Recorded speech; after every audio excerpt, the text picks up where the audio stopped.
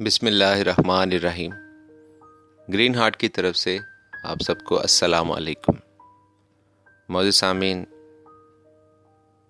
آج حکایت رومی سے ایمان افروز اور محبت سے بھرا ہوا ایک واقعہ آپ کی پیش خدمت ہے۔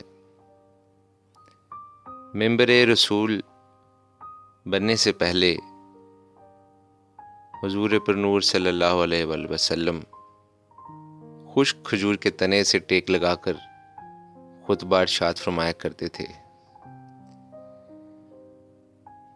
جب پختہ ممبر رسول تیار ہو گیا اور آپ ممبر پر تشریف فرما ہوئے تو خشک کھجور کے تنے سے یہ صدمہ جدائی برداشت نہ ہوا۔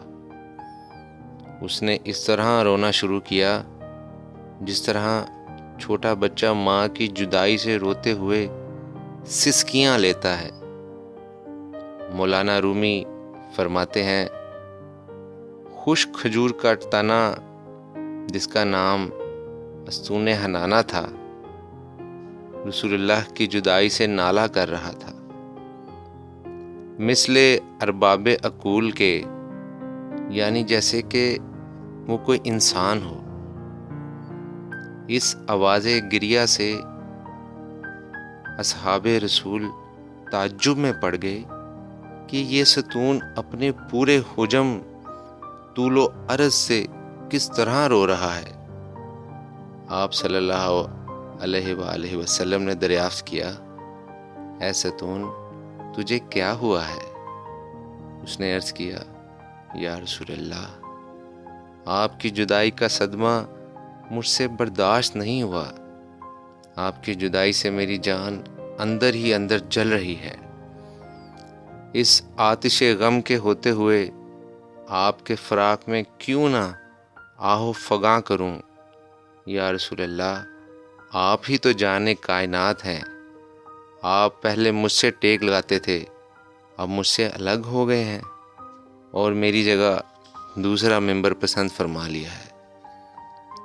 حضور انور نے ارشاد فرمایا، اے مبارک ستون، اگر تو چاہتا ہے تو تیرے لیے دعا کروں کہ تو سرسبز اور ثمر آور درخت ہو جائے اور تیرے پھلوں سے ہر شرقی و غربی مستفید ہو۔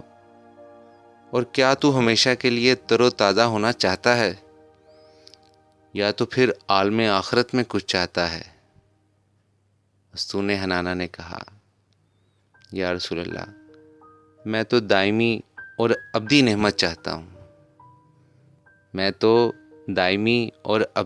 چاہتا ہوں۔ مولانا روم فرماتے ہیں، اے غافل، تمہیں اس لکڑی سے سبق لینا چاہیے کہ تم انسان ہو کر دنیا فانی پر گرویدہ اور آخرت سے روگرداں ہو رہے ہو، جبکہ استون حنانہ نعمت دائمی کو نعمت فانی پر ترجیح دے رہا ہے۔ پھر اس استون حنانہ کو زمین میں دفن کر دیا گیا تاکہ مثل انسانوں کے روز جزا اس کا حشر ہو۔ اس حکایت سے ہمیں بہت بڑا درس حیات ملتا ہے۔ یہ سبق ملتا ہے، اگر کسی کے دل میں حضور کی چاہت اور محبت نہیں تو اس کی زندگی بھی بے معنی ہوگی۔ وہ بد نصیب عالم برزخ اور آخرت میں بھی رحمت الہی سے محروم رہے گا۔ جیسا کہ اللہ تعالیٰ بھی قرآن کریم میں فرماتے ہیں کہ یہ دنیا تو صرف کھیل تماشا ہے۔ اس لیے ہم سب کو یہ کوشش کرنی چاہیے کہ ہم اس فانی دنیا میں اس قدر مگن نہ ہو جائیں کہ ہم اپنی عاقبت کو خراب کر بیٹھیں۔ ہمیں اپنی آخرت کی فکر کرنی چاہیے۔